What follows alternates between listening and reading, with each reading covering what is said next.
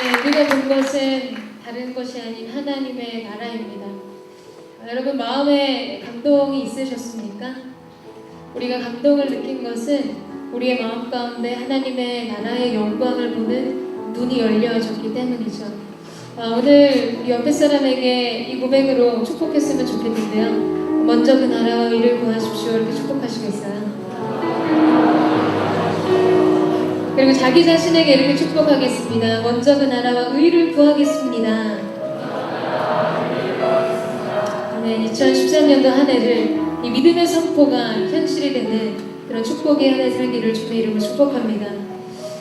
저는 어저께 하나님이 부어주셔서 새벽 2시 설교문을 완성했었어요. 근데 이제 저장을 딱 하는 과정에서 에러가 나는 바람에 설교문이 다 날아갔습니다. 피 같은 원고가 한순간에 다 사라져버렸어요. 제가 항상 그럴 때마다 SOS를 치는 가제트가 아니라 맥가이버 형제가 있어요. 무엇이든지 물어보세요. 전화를 했더니 자지 않고 깨어있더라고요. 여러 가지 작업을 했는데도 이미 파일이 날아가서 찾을 수가 없었습니다. 이제 내일이 주일이고 아침부터 새벽부터 이제 회의가 있는데 언제 이걸 다시 준비해야 될까 굉장히 마음이 어려웠는데 하나님이 약을 주시더라고요. 새벽에 회의를 나가서 앉아있는데 다른 공동체 주보가 눈에 띄었어요. 근데 설교 제목이 그 대본에 나가있는데 저는 처음에는 제 눈을 의심했습니다. 설교 제목이 뭐라고 나가 있었냐면 겨자씨와 누룩의 벼룩이라고 적힌 거예요. 그래서 저는 처음에 이제 눈을 의심하고 다시 확인을 했어요.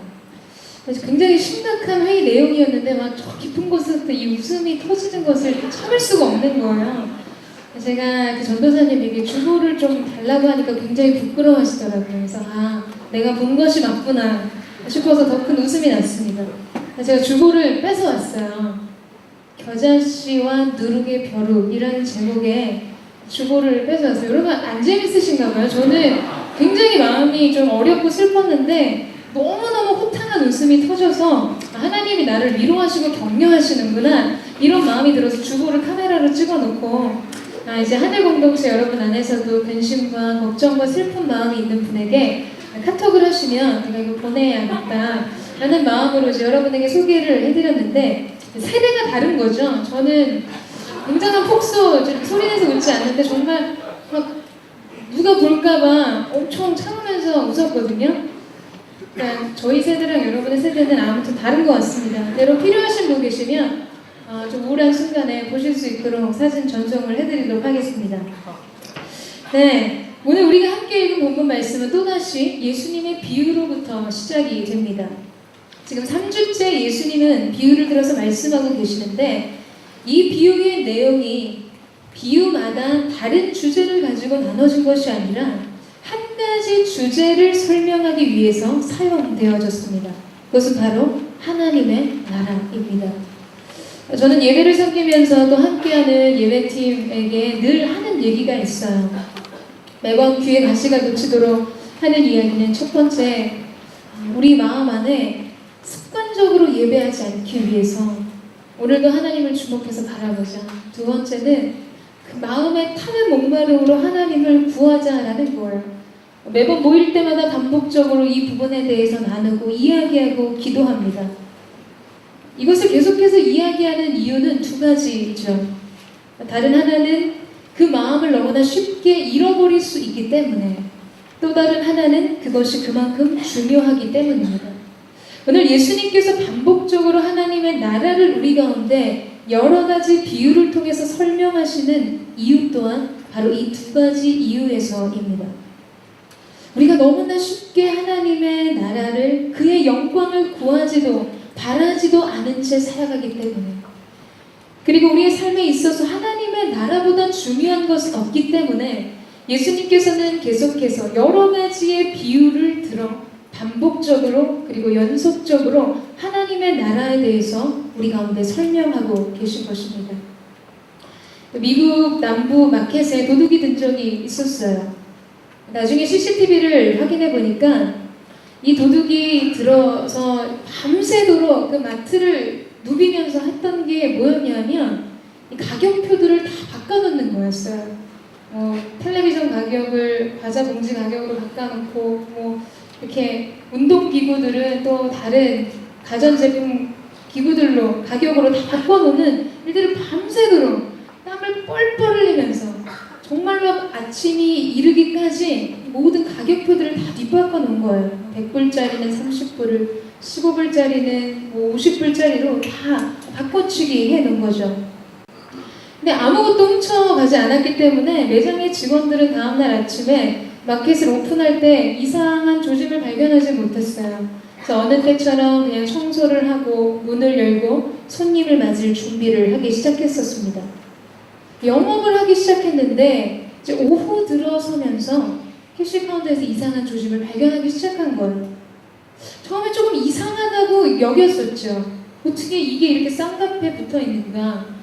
근데 뭐 거기는 워낙 대형마트였기 때문에 그거를 뭐 이렇게 알 수가 없었어요.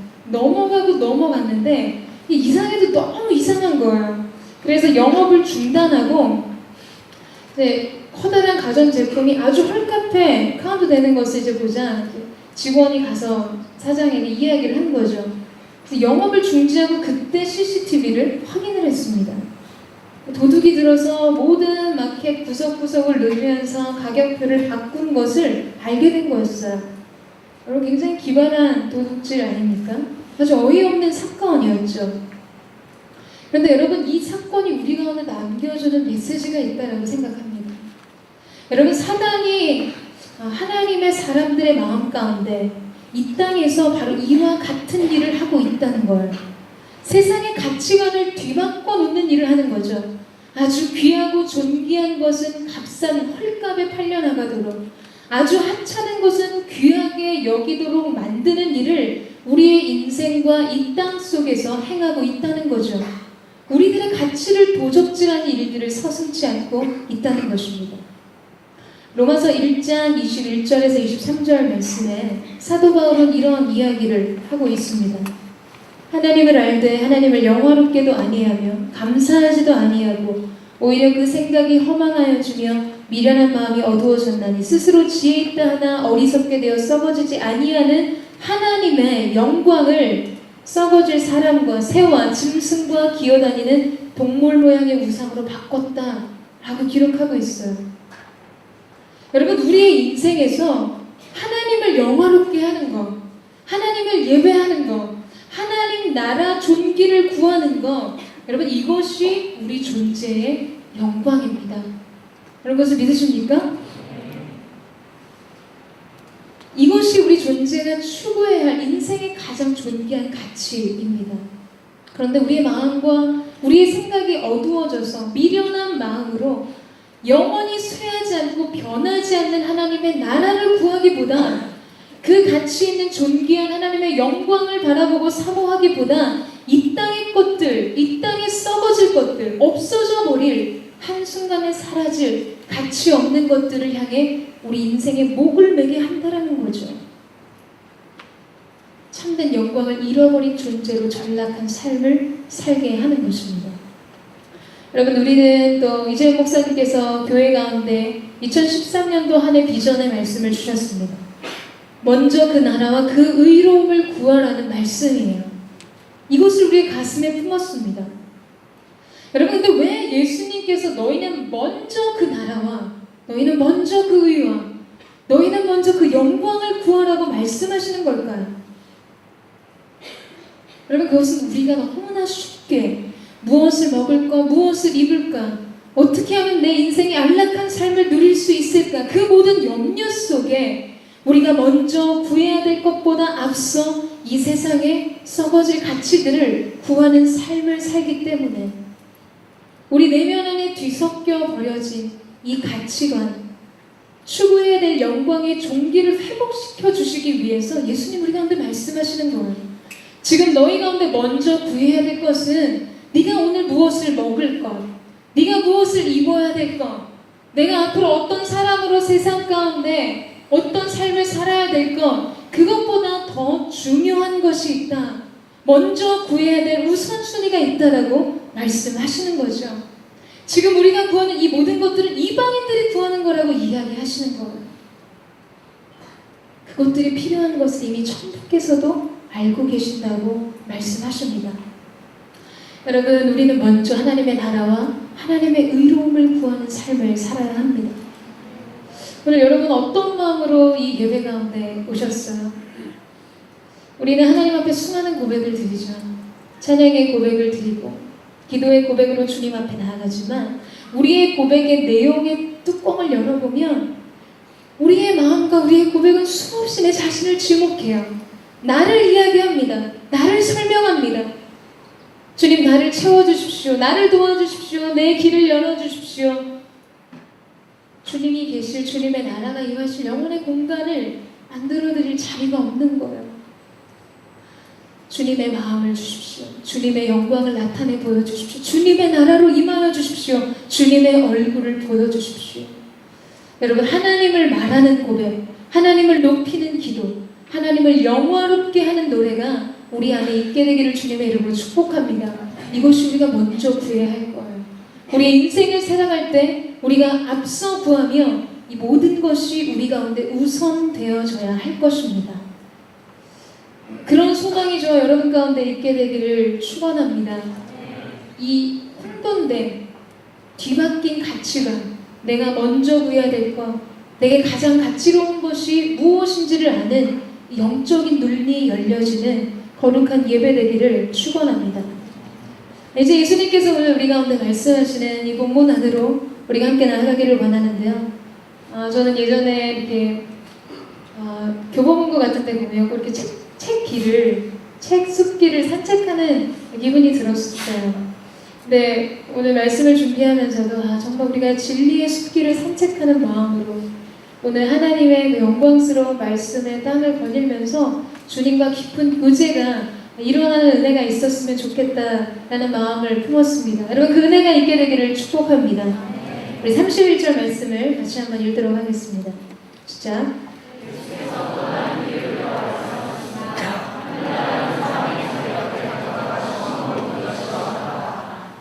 예수님이 비유를 들어 설명하신 첫 번째는 겨자씨입니다. 겨자씨는 외적으로 이 들의 풍경을 보여주는 장면이죠. 이미지로 보면 들판에 한복판에 심겨진 나무들을 연상하게 합니다. 곧 하나님의 나라는 외적인 발전을 상징적으로 보여주는 장면이에요. 겨자씨는 하나님의 나라의 양적인 부흥, 양적인 성장을 우리 가운데 말해주는 것입니다. 우리가 잘 알고 있듯이 지난번에도 한번 씨 이야기하면서 나왔지만 겨자씨는 1mm 정도밖에 되지 않아요. 아주 작은 씨앗입니다. 가장 작은 씨앗을 찾자고 한다면 더 많은 씨앗이 있겠지만 유대 격언에 보면 겨자씨만큼 작은 것이라는 표현을 쓸 만큼 이 겨자씨는 그냥 아주 작은 것의 상징, 작은 것을 보잘것없는 것을 말할 때에 대명사와 같이 사용하는 것입니다. 그런데 이 작은 겨자씨 하나가 땅에 심겨지고 생명의 싹을 트면 거의 3-4m의 큰 나무가 됩니다. 유대인들은 자기의 조금 부자인 사람들은요, 재정적인 여유가 있으면 이 겨자씨들을 자기 정원수로 자기 마당에 심는 일들도 있었습니다. 그만큼 굉장히 이렇게 크게 우거지는 나무가 되는 것이죠. 예수님께서 천국이 바로 이 겨자씨와 같다라고 말씀하십니다.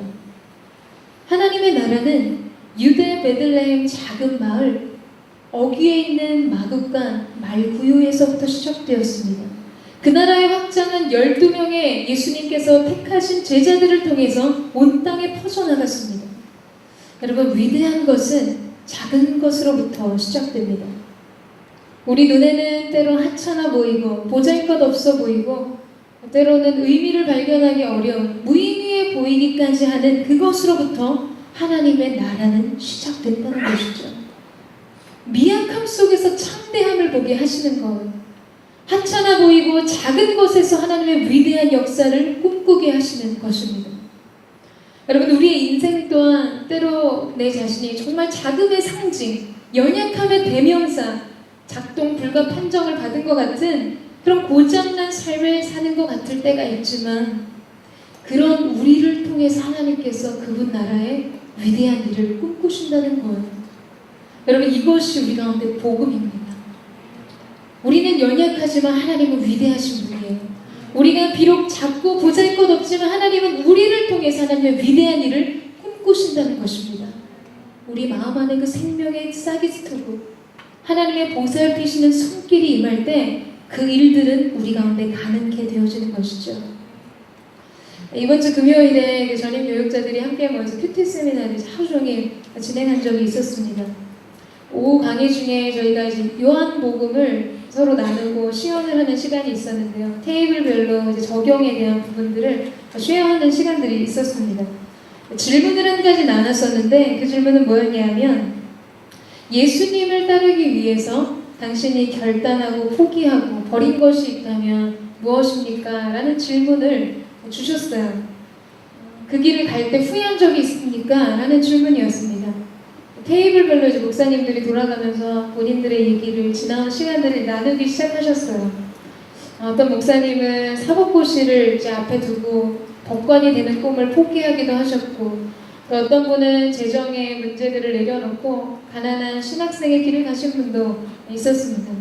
이제 차례가 됐어요. 그래서 유수열 목사님이 저한테 물어보시더라고요. 오 목사님은 어떤 걸 포기했나요? 라고 저한테 이렇게 물으실 때 그렇게 대답했습니다. 저는 사실 제가 주님을 따를 때에 포기한 것보다 주님이 저를 부르시면서 포기한 것이 훨씬 많으신 것 같습니다. 더 잘 준비된 사람을 주님이 부르셨다면, 더 능력 있는 사람을 택하셨다면, 더 좋은 태도를 가진 사람에게 기름 부으셨다면 주님은 더 편하게 그분의 일을 하셨을 텐데, 최근에 하나님이 왜 나를 택하셨을까? 왜 내게 이런 은혜를 주셔서 주의 길을 가게 하시는 걸까?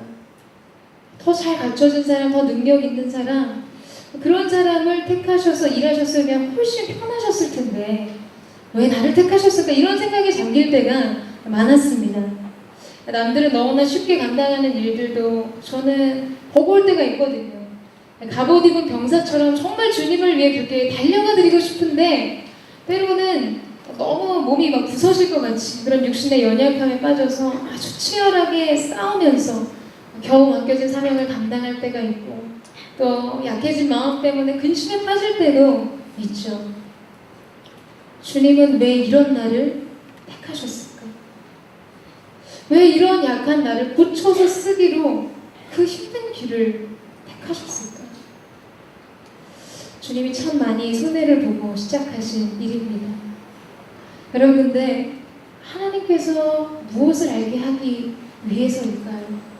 오늘 우리가 묵상하고 있는 이 겨자씨의 비유를 볼 때도 여러분, 화려한 것을 좋아하는 인간에게 하나님의 나라는 결코 매력적인 시작을 보여주지 않습니다. 너무나 하찮아요. 현미경을 가져다가 들여다 봐야지만 이 시작이 무엇인지, 이게 어떠한 의미인지, 여기에서 어떠한 소망을 찾을 수 있는지 겨우 해석해내고 겨우 발견할 수 있을 정도로 아주 보잘것없는 것, 그것을 시작의 기반으로 삼으셨다는 것. 더욱이 그거는 아주 오랜 시간이 걸립니다. 더디고 오랜 시간을 기다려야 열매를 보는 방법을 하나님께서 선택하신 거예요. 왜 겨자씨로 그분의 나라의 시작을 삼으신 것일까요? 왜 감탄이 흘러나오는 창대한 숲의 장관으로 그분 나라를 설명하지 않는 것일까? 여러분, 그런 생각 들지 않으십니까? 왜 여러분을 선택하셨다고 생각하십니까? 하나님께서 신명기 7장 말씀에 보면 이스라엘의 백성을 선택한 이유에 대해서 설명하시죠. 이 민족이 수요가 많고 크고 강대해서 강성해서 뭔가 그들에게 소망하고 기대할 것이 있어서가 아니라고 말씀하세요. 다만 내가 그들을 너무나 사랑해서 하나님의 사랑에 기초한 선택과 부르심, 그 시작이 우리 가운데 있는 것입니다. 여러분, 저는 오늘 이 말씀이 우리 가운데 남겨주시는 감동을 찾기를 원합니다. 이곳이 주님의 방법이에요. 여러분, 그렇기 때문에 우리 가운데 낙심할 이유가 없는 것이죠. 오늘 내가 하찮아 보이고 보잘것없고 가진 것 없고 우리의 상황과 환경은 아주 작고 연약해 보일지라도 하나님께서 그 가운데 하나님의 나라를 꿈꾸신다면, 하나님이 일하시는 그 고유의 방법대로 그 일들을 이루시기만 한다면 우리는 위대한 일을 보게 될 것입니다. 결국 보잘것없는 이 미약한 시작들이 어떻게 참대함의 근간이 되는지를 우리 가운데 알려주기를 원하시는 거예요. 여러분, 그때 그 영광을 누가 받게 됩니까? 하나님이 받으시는 거죠. 우리에게 기대할 만한 소망이 있고 우리의 상황 가운데 뭔가 하나님 앞에 드릴 만한, 하나님의 나라를 꿈꿀 만한, 여러분, 그런 씨앗에 소망을 본다면 인간은 가증합니다. 화장실 갈 때랑 나올 때 확실히 다른 것 같아요. 배탈이 났을 때랑 정로안을 먹고 난 다음에 사람의 마음은 다를 수밖에 없습니다. 처음에는 하나님의 은혜를 입은 자로 고백하지만 결국에는 그 일이 완성되었을 때 그것은 나의 의로움, 나의 능력입니다. 고백하는 것이 인간이에요. 우리의 시작을 하나님이 기억하게 하세요. 미약한 것, 연약한 것, 작은 것, 기대할 수 없는, 보잘것없는 것, 그리고 이 모든 키가 하나님께 있음을 하나님 알게 하시는 거죠. 그래서 주님은 주님의 영광을 얻으시는 것입니다. 여러분, 그것이 여러분에게 소망이 되십니까? 아멘?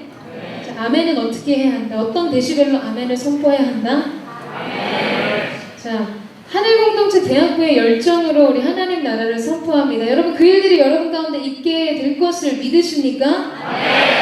네. 하나님 받으시는 영광의 데시벨이 달라지는 거예요, 여러분. 믿음의 반응을 하십시오. 아멘? 아멘. 네, 여러분, 우리가 그러나 이런 기대로 시작한다 할지라도 그것은 참 더디게 일어납니다. 하나님 나라가 열매를 얻기까지, 이 괄목할 만한 성장을 얻기까지는 많은 시간이 걸리죠. 엘리야가 갈멜산에서 엄청난 영적인 대승을 거둡니다. 여호와의 불이 제단에 임하고 바알의 선지자 850명을 한 칼에 그냥 후려 다 진멸하는 사건, 놀라운 대승을 거뒀어요. 그리고 나서 곧바로 아주 급속하게 극심한 우울과 낙심에 빠지는 모습을 보여줍니다. 왜 그랬을까요? 여러분, 엘리야의 마음 가운데는요, 그 갈멜산에서 놀라운 영적인 승리를 이루고 난 다음에 기대했을 거예요. 아, 이제 드디어 내가 그토록 홀로 외롭게 씨를 뿌렸던 이 하나님 나라의 영광이 이 백성 가운데 드러날 것이다. 이제 비로소 하나님께 그 패역한 마음을 회개하고 하나님께로 돌아올 것이다. 저 악한 이세벨을 자멸하거나 회개하거나 뭐 둘 중에 하나. 여러분, 그의 가슴이 뛰었어요. 여러분, 그러나 상황은 아무것도 달라지지 않았습니다. 이스라엘 백성은 여전히 무지와 어둠 속에 배회했고 이세벨은 여전히 건재해 보였어요. 그때 엘리야는 낙심했습니다. 그의 마음 가운데 실망이 찾아온 거죠. 그가 기대했던 하나님의 나라가 보이지 않았던 거예요. 그가 기대했던 하나님 나라의 영광이 어디에서도 발견되어 있지 않았습니다. 여러분, 그러나 하나님은 일하고 계셨습니다. 바알에게 무릎 꿇지 않은 순결한 7천인을 통해서 하나님의 영광의 기업을 이어갈 하나님의 사람들을 보존하셨어요. 마치 우리의 눈에는 하나님의 나라가 무너진 것 같이 보이지만, 버려진 것 같이 보이지만 그의 나라는 여전히 영원히 쇠하지 않고 변하지 않는 영광으로 빛나고 확장되고 있었던 것입니다.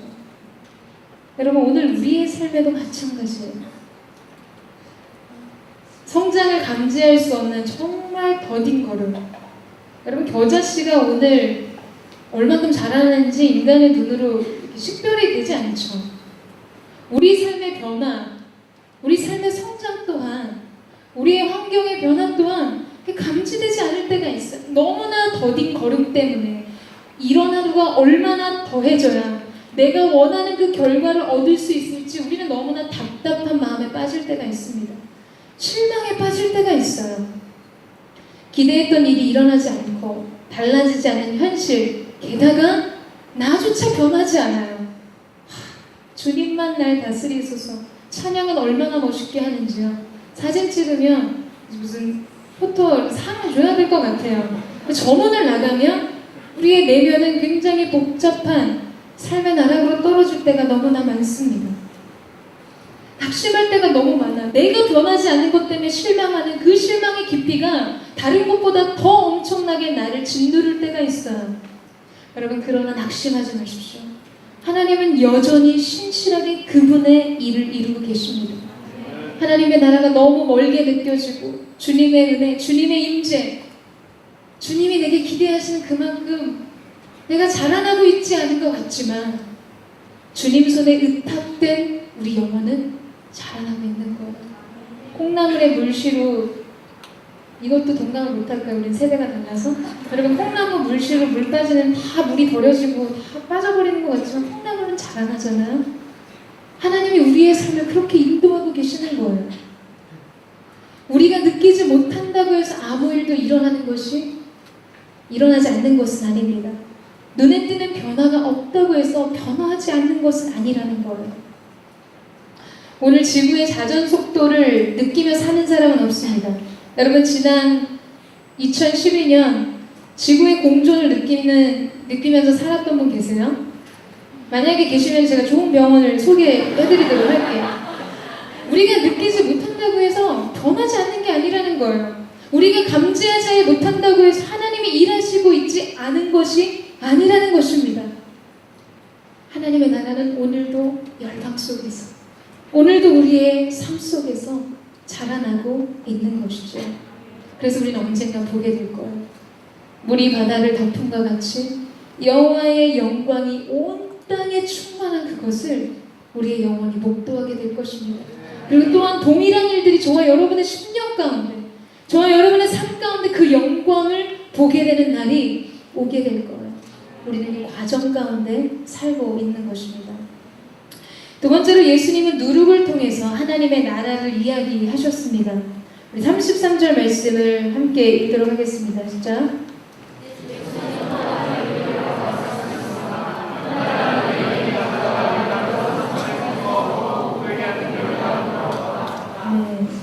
겨자씨의 비유가 들의 풍경으로 외적인 성장을 상징하는 것이라면, 이 누룩은 지방의 풍경을 상징하죠. 빵을 만드는 여인의 모습들을 생각할 수 있는 것처럼 이 내적인 변화를 상징적으로 우리 가운데 보여주는 비유입니다. 누룩은 이스트죠. 빵을 발효시켜서 이렇게 부풀리는 역할을 합니다. 저는 어렸을 때 뽑기를 되게 좋아했어요. 달고나 여러분 알고 계시죠? 뽑기는 뽑기가 있고 먹기가 있습니다. 모양을 찍어서 주는 뽑기가 있고 그냥 설탕통에 팍 털어가지고 동그랗게 만들어주는 먹기가 있었어요. 이거는 아시죠? 네. 이거는 세대가 공감하는 내용이라고 생각을 해요. 근데 그때 모양을 잘라서 아저씨한테 갖다 주면 50원을 다시 줬었어요. 아니면 그 선물을 이렇게 줬었습니다.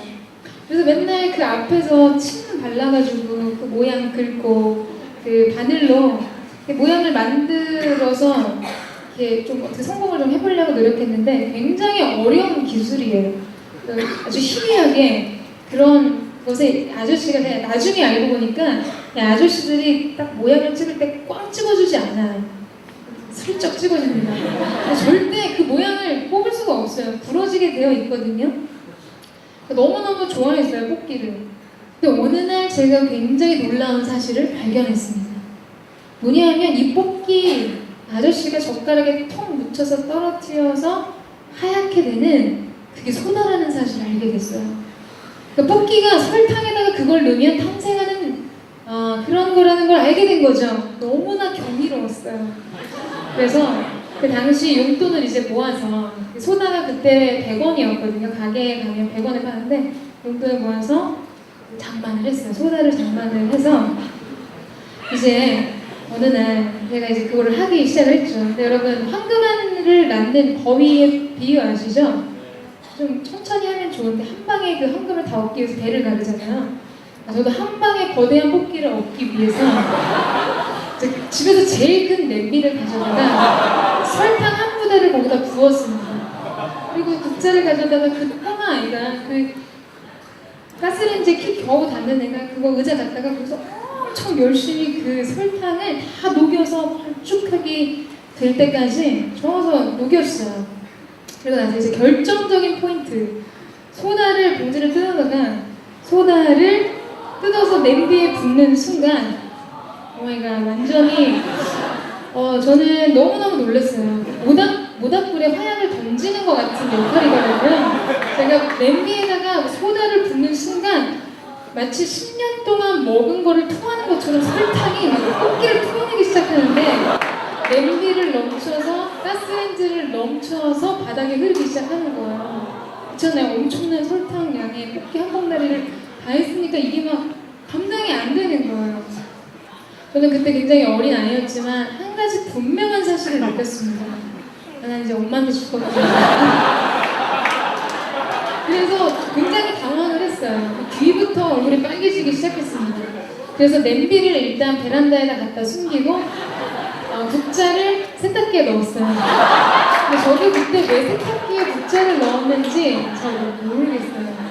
근데 나중에 아마 제 동생이 베란다에서 그 냄비를 어머님이 되게 찾으셨거든요.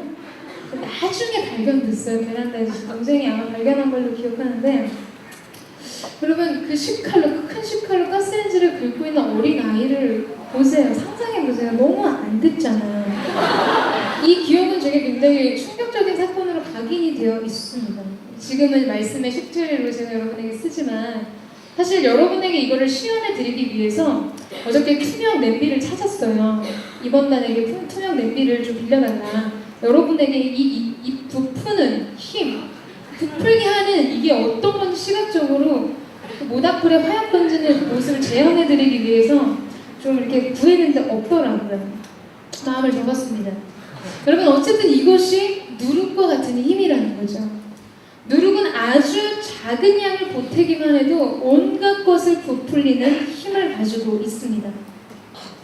겨자씨가 성장의 의미였다면 누룩은 변화의 의미입니다. 하나님의 나라가 임하는 곳마다 아주 즉각적이고 엄청난 변화가 일어나는 것이죠. 누룩의 활동은 눈에 보이지는 않아요. 여러분 소다가 막 들어가서 막 이렇게 설탕을 막 변화시키는 게 보이진 않지만 변화의 결과는 아주 분명하죠. 넘쳐 토해내는 그 변화, 이전과 이후가 달라집니다. 여러분 여러분의 삶이 누룩이 넣어진 삶을 살고 있습니까? 그리고 누룩과 같은 삶을 살고 있습니까? 예수님은 우리 가운데 말씀하셨어요. 너희 가운데 천국이 여기 있다, 천국이 저기 있다 이야기하지 마라. 천국은 너희 안에 있느니라. 하나님의 나라가 우리 안에 임하심으로 이전과는 다른 삶을 사는 변화가 여러분과 제 안에 있냐는 거죠. 그리고 내가 만난 그 변화 때문에 내가 이제 다른 사람들의 삶 속에, 다른 모임 안에, 다른 공동체 가운데, 세상 속에 그러한 변화를 일으키는 누룩의 삶으로 살고 있냐라는 것입니다. 여러분 우리가 이런 삶을 살아야 돼요. 누룩이 넣어진 삶, 그리고 내가 누룩인 삶. 우리가 그러한 삶을 살고 살 때마다 우리의 삶이 하나님의 은혜로 깊어질수록 이제는 내가 말씀을 읽는 게 아니에요. 이제 내가 말씀을 해석하는 게 아니고 내가 말씀을 발견하는 게 아니에요. 말씀이 나를 읽으시는 거예요. 말씀이 나를 발견하시고 말씀이 나를 해석하시는 그 자리로 나아가게 됩니다. 하나님 나라의 영광을 맛본 자로 그 거룩한 누룩이 우리 안에 넣어질 때 성령께서 지배하시는 성품, 말씀이 이끄시는 인격, 은혜가 주장하는 삶이 가능해지는 것이죠. 여러분 우리가 그것을 원하는, 그것을 소망하는 은혜가 있게 되기를 원합니다. 누구든지 원하는 대로 주라 주님 말씀하셨기 때문에 여러분 그 굶주린 마음으로 하나님의 나라를 구하고 내게 그 하나님의 나라에 누룩을 넣어주십시오. 나의 인생을 변화시킬 주님의 말씀을 넣어주십시오. 레마의 음성으로 내게 말씀하여 주십시오. 구하는 자마다 하나님께서 응답하실 것입니다. 이렇게 우리는 누룩이 넣어진 삶으로 우리 자신의 변화를 경험하고 이제 누룩으로 사는 삶의 자리로 나아가게 됩니다. 하나님의 나라를 전하는 자의 삶을 살기 위해서는 한 가지 필요한 것이 있는데 바로 접촉입니다. 거룩한 접촉을 시작으로 거룩한 접촉을 시도하는 삶입니다. 하나님의 나라를 경험하는 것은 이 영혼의 접촉, 아까도 이야기한 것처럼 주님의 나라와 부딪히는 경험, 주님의 나라의 임재를 경험하는 것, 이것이 우리 안에 이제 시작되는 거죠. 이제 우리가 누룩으로 이 땅을 살기 위해서 또 다른 접촉이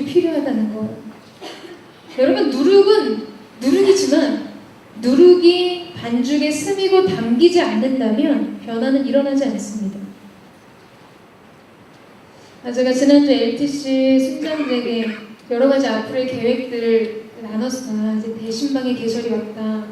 이 얘기와 또 3월부터 캠퍼스 개강 시즌에 맞춰서 캠퍼스 침투 전도를 시작할 생각을 하고 있습니다. 우르무치에 있으면서 한국에 돌아가면 꼭 반드시 해야겠다고 생각한 것이 있어요. 바로 침투 전도, 사역리, 노방 찬양, 피싱 사역입니다. 낚는 거죠. 사람들 다니면서 낚는 이런 사역들을 해야겠다고 생각을 했어요. 처음에 중국에 들어갔을 때 저도 이제 7명의 지체들과 함께 그 전도사님과 함께 우르무치에 있는 신장 사범대학에 입학을 했어요. 그래서 열심히 공부를 하려고 했지만 중국 사람이 중국말로 중국어를 가르치는데 너무 힘든 거예요. 저는 이제 한국 사람이고 한국말을 하는 사람인데 그 얘기를 들으면서 중국어를 배우려고 하니까 너무너무 힘들었습니다. 그래서 맨날 이렇게 한 번 막 30번씩 선생님이 꼭 써오라 그래요. 검사 만들면 참 잘했어 이런 거 찍어줘요. 또 그게 나중에 쌓이면요, 오늘 잘했어요 찍어줬는지 참 잘했어요 찍어줬는지 관심이 또 되거든요. 열심히 예쁘게 막 또 피아노야 예쁘게 썼다고 이렇게 또 써줘요. 또 하고 싶지 않지만 열심히 합니다. 그러면서 늘 질문했어요. 주님, 제가 꼭 이걸 배워야 합니까? 저는 여기 이렇게 지체들 케어하고 사역하러 왔는데 제가 이거 꼭 해야 되는 거죠? 제가 이렇게 질문했을 때 하나님의 표정이 잠깐이라도 흔들리면 당장 안 할 생각이었어요. 근데 별로 반응이 없으시더라고요. 언어를 배우는 게 너무너무 소진적이었어요. 초기에 너무너무 힘들고 지체들도 스트레스를 굉장히 많이 받았었는데 그때 생각난 게 있었어요. 왜 한국에 있을 때 전도를 안 했을까? 이렇게 힘들게 남의 나라 와서 타문화권의 가족들과 떨어지고 재정을 들이고 익숙한 환경을 떠나고 먹고 싶은 커피도 마시지 못하고 손톱에 때가 가득 든 아저씨가 빚어준 만두를 먹으면서 이렇게 어렵게 언어를 배우고 전도를 하는데 왜 내 나라, 내 민족, 내 언어를 가지고 전도를 안 하는가?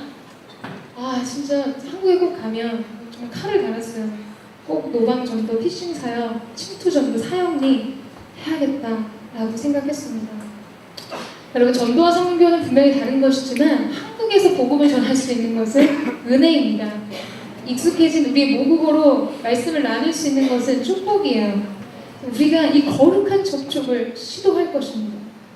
우리 하늘 공동체의 타이틀은 부흥의 세대 맨날 선포하잖아요. 요새 그 홀리스타에서도 끝날 때마다 항상 하늘 공동체를 위해서 기도하고 있는데요. 여러분 저는 이것이 정말 빛 좋은 개살구처럼 그저 소리 높여 부르기 좋은 외침으로 남지 않기를 원합니다. 정말 우리가 이 세대 가운데 부흥의 주역, 부흥의 세대가 될 것인가? 노방 찬양하고 노방 전도할 때 그 사람들이 우리 공동체 오지 않아도 좋아요. 여러분 이것은 우리가 우리 공동체의 부흥을 위해서 감당하려고 하는 사역이 아닙니다. 이것은 하나님 나라의 영광을 위해서 우리가 마땅히 해야 될 사명이라는 거죠. 여러분 선교라는 거, 우리가 영혼을 구원하는 전도라는 거, 이것은 저는 처음에 감동으로 하는 거라고 생각했어요. 그래서 FA 사기를 모집할 때는 감동을 줘서 헌신하게 만들어야겠다 이런 생각을 했었습니다. 근데 우르무치에서 마지막 세례 중에 하나님이 제게 말씀하셨어요. 홍보 영상에도 제가 그런 말을 했는데 선교는 감동으로 하는 것이 아니라 사명으로 하는 것입니다. 그때 우리는 하나님의 거룩한 전망대에서 주님 나라의 영광을 보게 될 것입니다. 하나님 그 마음 주셨어요. 여러분 이제 우리의 2013년도 한 해는 우리 지난 삶, 나 자신의 성공을 위해 꿈을 꾸며 사는 삶이 아니라 하나님 나라의 부흥을 꿈꾸는 삶을 살기를 원합니다. 여러분 야곱의 삶을 보면 그의 삶은 소유에 집착하고 성공에 집착하는 삶을 살았어요. 늘 꾀를 부려서 손을 움켜주는 인생을 살았죠. 그러나 그가 베델에서 하나님 나라의 영광, 하나님의 임재를 그의 영혼 가운데 누룩처럼 경험했을 때 그의 삶은 달라졌습니다. 바로를 축복해요. 열강의 통치자였던 바로를 향해 축복하는 삶을 살게 됩니다. 세상을 축복하는 삶을 살게 된 것이죠. 사랑하는 하늘 공동체 여러분, 이제 우리가 달려가야 될 2013년도 한 해, 여전히 우리는 작은 겨자씨 한 풀과 같이 보잘것없고 하나씩 부족할 수 있습니다. 그러나 자기 밭에 그 씨를 심고 갔던 주인의 손길로 인해 우리는 자라나게 될 것입니다. 세상은 결코 우리의 성장을 예측할 수 없을 거예요. 왜냐하면 상상할 수 없는 위대한 크기의 하나님의 영광이 우리 가운데 나타날 것이기 때문입니다. 예수님께서 작은 12명의 사람들에게 모든 족속을 맡기셨어요. 온 세계를 그 12명의 사람들에게 맡기셨어요. 특히 유대 베들레헴 작은 촌동네 한 구석에서 일어났던 그의 이야기가 전 세계 우리의 이야기가 될 수 있었는가? 이것이 하나님 나라의 비밀한 일입니다. 이제는 우리 함께 선포하기 원합니다. 그러므로 너희는 가서 모든 족속으로 제사를 삼고 아버지와 아들과 성령의 이름으로 세례를 주고 내가 내게 분부한 모든 것을 가르쳐 지키게 하라. 그 나라의 영광을 보는 삶, 그 나라의 영광을 위하여 뛰는 삶, 여러분 저와 여러분의 삶이 되기를 주님의 이름으로 축원합니다. 이 하나님의 나라의 영광을 전망하는 그 높은 곳에 높은 부르심 가운데 나아가는 삶, 나로 나의 높은 곳을 다니게 하십시오. 나의 발을 사슴과 같게 하사 나로 나의 높은 곳을 다니게 하시는 주님, 높은 부르심 가운데 우리가 응답하여 나아가게 되기를 원합니다. 여러분 그 나라를 꿈꾸십니까? 이제 정말 여러분 먼저 그 나라를 구할 준비가 되셨습니까? 겨자씨와 같은 성장, 누룩과 같은 변화를 경험한 삶으로서 이 시간 우리가 하나님의 그 임재가 하나님의 놀라운 영광 가운데 사는 우리가 있게 되기를 원합니다. 하나님은 분명 우리에게 그 모든 것이 필요할 줄로 알고 계세요. 우리가 필요한 것은, 우리가 해야 될 것은 더하실 그것을 향한 주목, 그것을 기대하는 눈, 여러분 그게 아니십니까? 그 모든 것을 내게 주실 공급자 되신 하나님의 손길을 신뢰하는, 그렇기에 내게 주어진 그 나라, 그 영광을 위해서. 여러분 한번 이미지를 상상해보세요. 저는 주님을 향해 달려갑니다. 그러면 막 예배할 때요, 제 영혼이 거칠 것이 없는 아름다운 들판과 같은 초장을 달려가는 느낌을 받을 때가 있어요. 여러분 그렇지만 그 나라도요, 집보다 더 중요한 것은 집에 사는 사람들입니다. 하나님의 나라, 우리가 그것을 구할 때 우리가 정말 소망하고 바라보는 것은 그 나라의 주인 되신 그리스도 예수, 하나님의 아들이십니다. 이 시간 우리가 우리의 마음에 눈을 들어서 우리 함께 찬양으로 고백하며 나아가기를 원하는데요, 주님의 나라가 이곳에 임하기를 원합니다. 주님의 영광이 이곳에 임하기를 원합니다. 우리 이 고백을 하나님 앞에 함께 드리며 기도하며 나아가기를 원합니다.